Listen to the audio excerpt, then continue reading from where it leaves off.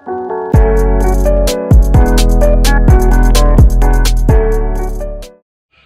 teman-teman, jumpa lagi sama Kenya. Kali ini Kenya akan menceritakan dongeng yang berjudul Bawang Merah dan Bawang Putih. Request dari Kak Ani. Buat teman-teman yang mau request, tinggal DM di Instagramku ya. Sebelum aku ceritain dongengnya, kalian jangan lupa like dan subscribe ya. Yuk kita dengerin sekarang. Ada sebuah keluarga yang hidup sangat bahagia. Mereka memiliki putri yang bernama Bawang Putih. Namun, pada suatu hari, ibu Bawang Putih jatuh sakit dan meninggal. Setelah kejadian itu, Bawang Putih hidup sendirian dengan ayahnya. Ayah Bawang Putih adalah pedagang yang sering berpergian jauh. Karena tak tega melihat Bawang Putih sendirian di rumah, ayah Bawang Putih memutuskan untuk menikah lagi dengan seorang janda. Seorang janda itu memiliki satu anak yang diberi nama Bawang Merah. Sebenarnya, niat ayah Bawang Putih adalah agar Bawang Putih tak kesepian dan memiliki teman untuk membantunya di rumah. Namun, ternyata ibu dan kakak tiri Bawang Putih mempunyai sifat jahat. Mereka bersikap baik terhadap Bawang Putih ketika ayahnya ada bersamanya.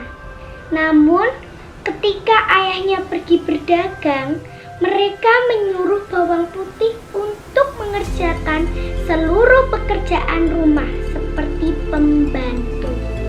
Ternyata kemalangan Bawang Putih belum berhenti sampai di situ. Selang beberapa waktu, ayah Bawang Putih jatuh sakit dan akhirnya meninggal dunia. Kini, ibu tiri dan Bawang Merah bersikap semakin jahat terhadap Bawang Putih. Bahkan, waktu beristirahat Bawang Putih juga semakin terbatas. Tiap hari dia melayani semua kebutuhan Bawang Merah dan ibu tirinya. Sampai di suatu pagi, Bawang Putih mencuci di sungai. Tanpa disadari, salah satu selendang kesayangan Bawang Merah hanyut. Ketika sampai di rumah, Bawang Merah memarahi Bawang Putih karena selendangnya tidak dapat dia temukan. Akhirnya Bawang Putih menyusuri sungai untuk mencari selendang itu. Sampai larut malam, selendang itu pun juga belum dia temukan. Ketika tengah menyusuri sungai, Bawang Putih menemukan sebuah gubuk yang dihuni oleh seorang nenek sebatang kara. Bawang Putih akhirnya meminta izin untuk menginap semalam. Nenek itu cukup baik hati, dia mempersilahkan Bawang Putih untuk menginap. Nenek itu menanyakan perihal Bawang Putih dan bagaimana dia sampai di tempat itu.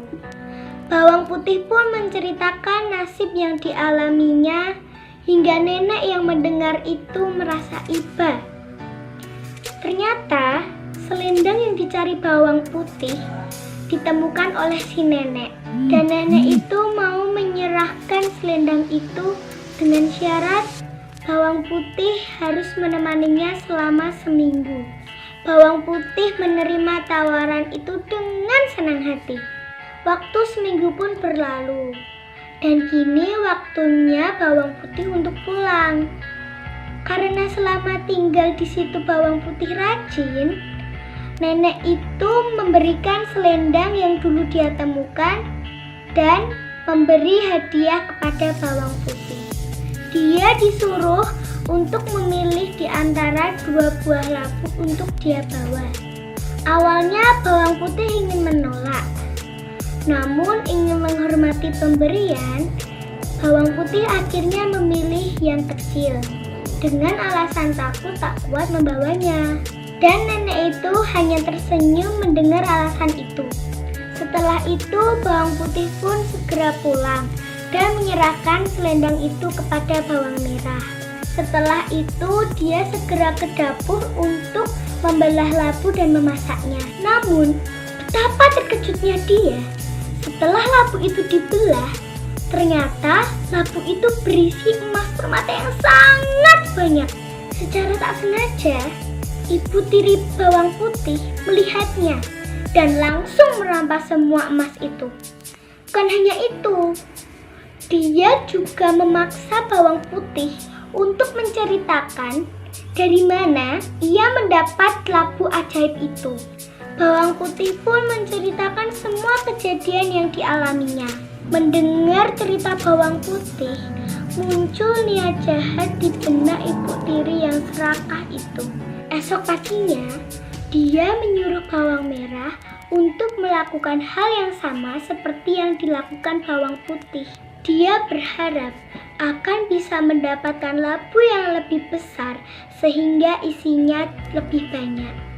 Singkat cerita, bawang merah yang pemalas itu tiba di gubuk nenek.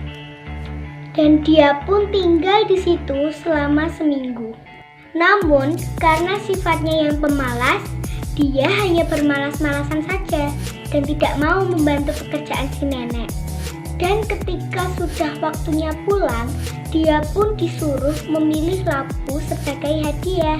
Tanpa pikir panjang, dia langsung mengambil labu yang besar dan segera berlari pulang dan tidak mengucapkan terima kasih. Setelah tiba di rumah, ibunya sangat senang melihat anaknya membawa labu yang sangat besar. Dia berpikir, pasti emas yang di dalamnya itu cukup banyak. Karena tak ingin diketahui oleh bawang putih dan takut jika bawang putih mengambil bagian, mereka menyuruh bawang putih mencuci di sungai. Setelah itu mereka masuk kamar dan mengucinya dengan rapat. Dengan tak sabar, mereka segera membelah labu itu. Namun di luar dugaan, bukan emas yang ada di dalamnya, melainkan labu itu dipenuhi ular, kalajengking, kelabang, dan berbagai hewan yang berbisa. Dengan cepat, hewan-hewan itu keluar dari labu dan menggigit anak dan ibu serakah itu. Mereka tak mampu kabur karena pintu kamar mereka kunci rapat dan mereka tutup dengan lemari dari dalam. Akhirnya mereka mati di dalam kamar bersama keserakahan mereka. Setelah mereka mati, hewan-hewan berbisa itu lenyap, tak berbekas.